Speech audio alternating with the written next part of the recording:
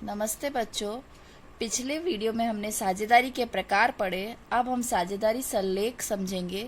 सल्लेख शब्द का अर्थ है साझेदार। जैसे मानिए आप व्यक्ति साझेदारी कर रहे हैं और उनके भविष्य में उनके लिए कोई विवाद उत्पन्न ना हो, भविष्य में उन साझेदारों के आपस में कोई विवाद उत्पन्न ना हो, इसके लिए वो कुछ शर्तें लिखते हैं।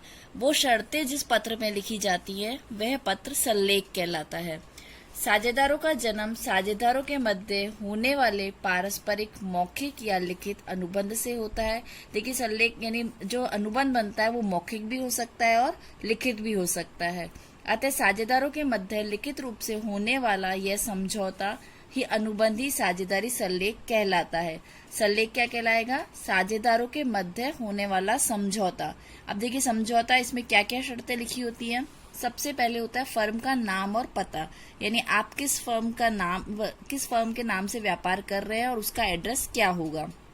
उसके अंदर व्यापार करने वाले साझेदारों के नाम और पते, यानी सभी साझेदारों के नाम लिखे जाएंगे और उनका पता लिखा जाएगा।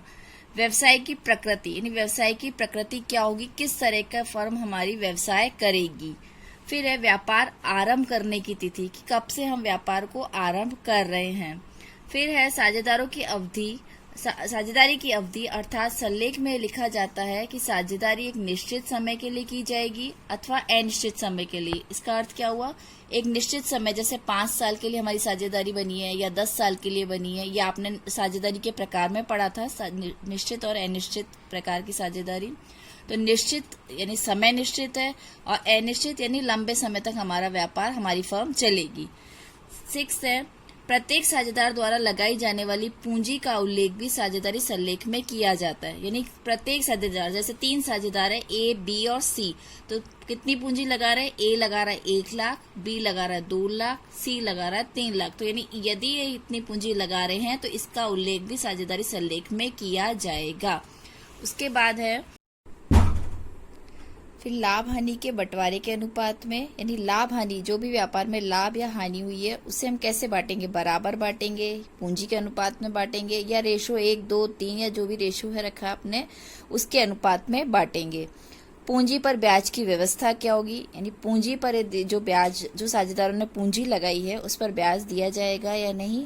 आहरण पर ब्याज की व्यवस्था, यानी आहरण क्या होता है? फर्म से यदि पैसा निजी कार्य के लिए निकाला गया है तो वो कहलाएगा आहरण। तो आहरण पर भी ब्याज की व्यवस्था। आहरण किस सीमा तक किया जाएगा, यानी आप फर्म से किस सीमा तक पैसा निकाल सकते हैं, यह भी सल्लेख में निश्चित कर लेना चाहिए। फिर है साझेदारों द्वारा दिए गए ऋण पर ब्याज का क्या प्रावधान है, कि साझेदारों का जो ऋण दे रहे हैं फर्म को उस पर कितना ब्याज है। साझेदारों के वेतन, बोनस, कमीशन संबंधी क्या प्रावधान है। साझेदारों को वेतन, बोनस और कमीशन दिया जाएगा या नहीं दिया जाएगा, और दिया जाएगा तो कितना दिया जाएगा। तो ये सब भी प्रावधान पहले से ही निश्चित करने होते हैं। व्यवसाय का प्रबंध व संचालन किन किन साझेदारों के द्वारा किया जाएगा।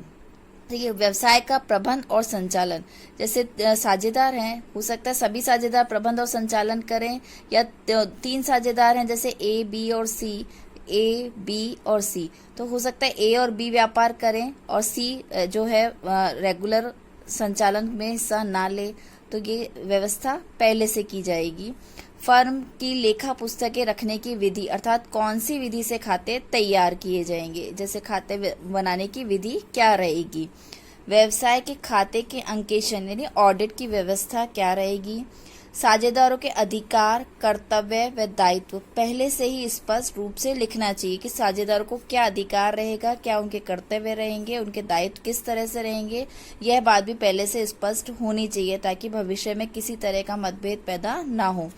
यदि मतभेद हो जाता है तो उसके निपटारे की विधि भी क्या रहेगी। यदि किसी तरह का कोई मतभेद हो जाता है साझेदारों के मध्य भविष्य में तो उनका निपटारा भी किस तरह से किया जाएगा। फिर है नए साझेदारों की प्रवेश की व्यवस्था। व्यापार आपका, फर्म आपकी बहुत बड़ी जा रही है, अच्छा लाभ कमा रही है, हो सकता है 3 साझेदार के बाद 1 साझेदार की और आवश्यकता यदि आपको पड़ रही है, या साझेदार कोई आपके व्यापार में, फर्म में पैसा लगाना चाहता है, तो नए साझेदार को प्रवेश की व्यवस्था क्या रहेगी। नया साझेदार भी आ सकता है, जैसे ए, बी और सी व्यापार कर रहे थे प्रारंभ में, उसके बाद आपने डी को भी नया साझेदार प्रवेश करा दिया। किसी साझेदार के अवकाश ग्रहण करने अथवा मृत्यु पर किस प्रकार से हिसाब किया जाएगा। हो सकता है भविष्य में कोई साझेदार जैसे बी है वो अवकाश ग्रहण करना चाहता है, व्यापार नहीं करना चाहता आपके साथ में, फर्म के साथ में नहीं करना चाहता व्यापार, या उसकी मृत्यु हो जाती है, तो उसका हिसाब किस तरह से किया जाएगा। फर्म के समापन की विधि क्या रहेगी। यदि फर्म समाप्त करनी है, फर्म को बंद करना है, तो उसकी विधि क्या रहेगी। साझेदार के दिवालिया होने पर खातों का निपटारा लाभ हानि अनुपात से अथवा पूंजी अनुपात से किया जाएगा, वो भी पहले से निश्चित हो जाता है। यदि साझेदार दिवालिया हो गया, उसके पास पैसा नहीं रहा, तो अब खातों का निपटारा कैसे करें, लाभ हानि अनुपात में करें या पूंजी के अनुपात में करें।